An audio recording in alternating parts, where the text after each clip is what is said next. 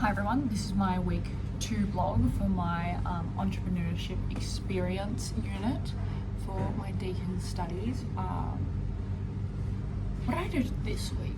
So last week we've done a lot of design thinking and brainstorming, so coming up with problems that people face in everyday lives and possible solutions, which has been really good. I've done a lot of design thinking already in a lot of my other units and then in school, so pretty used to it, wrap my head around it very easily.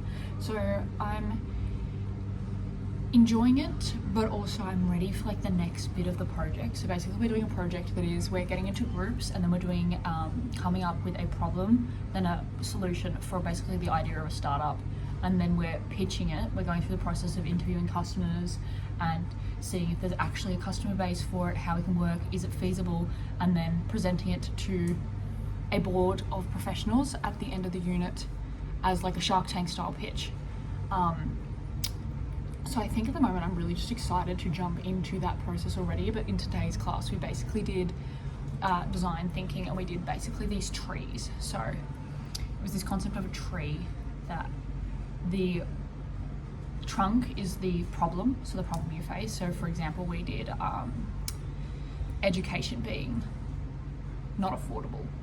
University is not free anymore like it used to be.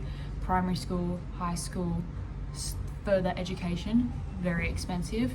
And then so that was like your problem, and then you do your branches, which are the effects. So what are the effects of really costly education? The dropout rates are higher, societal levels, what would you call it, sociological factors, so like homelessness, like because of lack of education, poverty, lack of education, maybe it pulls from the industry of professionals, so like doctors and lawyers, and people who need degrees. When those things are really expensive and hard to get, people are less incentivized to get them. So it causes shortages, like we have a shortage in healthcare. So we talked about that for like the effects. Also, really expensive education can cause depression, suicide, really bad mental health care strains. And then we also looked at the roots, which are the causes. So your trunk is your problem, branches are your effects, and then the root is your causes. Basically the things that we did for causes for that were like the government. So the government has high debt. HEX debt is one of the ways that they provide education, but like it's indexed and the interest rates go up on that. So that's a government cause. Then to help pay off the government debt, and then other things are also driving forces in government debt. Then also the economic factors, but like education is technically a business, it needs to generate an income to be feasible. They need to pay for resources. Cost of living crisis is so much right now, so like that's a massive thing. So yeah, that was another one of the root causes. And then also passion and motivation, like status. So people will push themselves to get into a really high education and prestigious school because they expect the view of the school to be better. So those were a lot of the causes we talked about. But yeah, and then you go from the causes and then you ask a question. So if you're picking one, like HEX debt is one of these causes on why education is really expensive. So one of the questions is, how can we reduce HEX debt? So that can be one of your startup ideas. How can we make education more engaging for people to make it feel like that money is more worth it? So we did a lot of that, and then we split off into different groups again, and then we did one with a different group of people, and we picked how online clothing sizes are really hard to find, and they're not really not affordable, that's the wrong word, they don't fit, which causes like wastage. It causes, so the effects of like online clothing sizes being different across every place.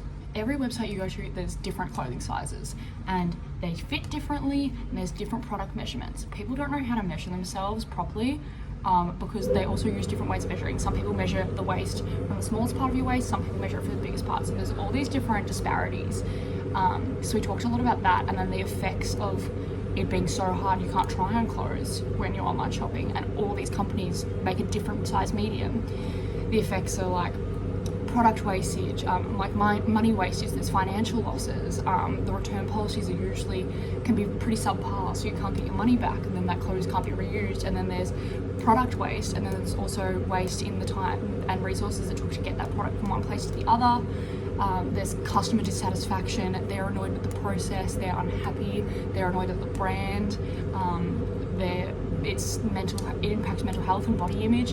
Why aren't these clothes fitting me? It doesn't fit like how the model does. And then we go through and then we look at the problems that are associated. So industry standards like models, model like fits and sizes, cultural differences. So like an Asian size medium, completely different to a European size medium.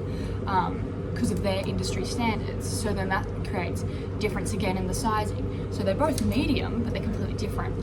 And then so people also don't know how to measure themselves from different spots. So the question could be, how do we educate people on knowing their measurements and the fit type that suits them? How can we make it so you can try on online clothes?